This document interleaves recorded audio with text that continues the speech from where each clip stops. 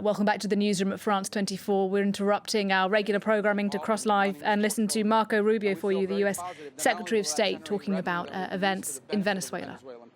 And we're ensured that that's what the case is. But it also gives us an amount of leverage and influence and control over how this process moves forward. Mr. Secretary, on Denmark, sir. Mr. Secretary, on Denmark. Why has the administration not taken Denmark's offer to discuss the situation in Greenland?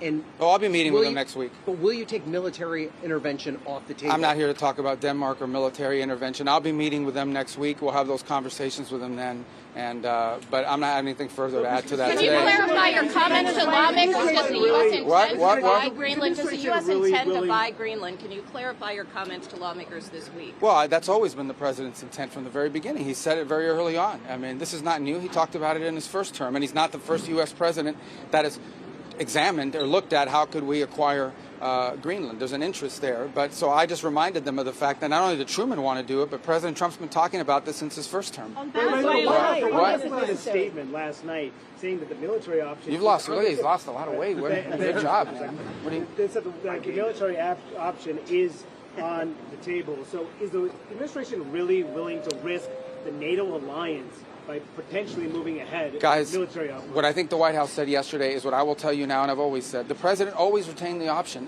Every president, not this president, every president always retains the option. I'm not talking about Greenland. I'm just talking about globally. If the president identifies a threat to the national security of the United States, every president retains the option to address it through military means. As a diplomat, which is what I am now, and what we work on, we always prefer to settle it in different ways. That included in Venezuela.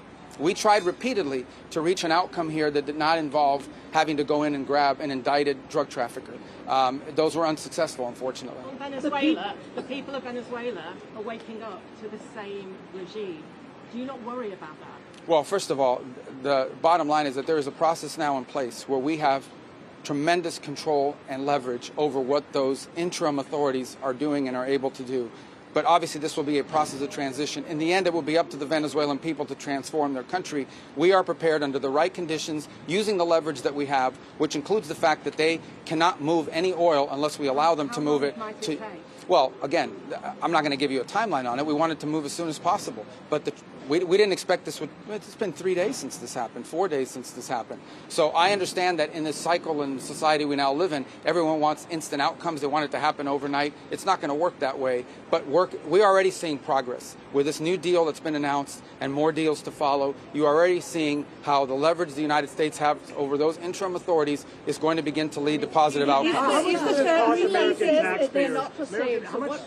It doesn't cost us. It doesn't cost us. The involvement, the U.S. involvement in Venezuela, how much will it cost? Well, it doesn't going to cost us any money. For example, this oil deal that's happening doesn't cost us any money. On the contrary, and if it opens up, cost no money to well, these look, I can't. I don't have the numbers. What operation are you talking about? The entire thing? Yeah. Well, these troops are going to be deployed. None of these troops sit in a dry dock waiting for action. They're deployed somewhere in the world. If they're not here, they're somewhere else. Just today, our forces not deployed to the Caribbean seized a boat, a sanctioned boat tied to the IRGC that tried to flee from us. That happened somewhere else. We are constantly involved in action. We have boats in the Mediterranean. We have ships in the Middle East. We have ships in the Indo-Pacific.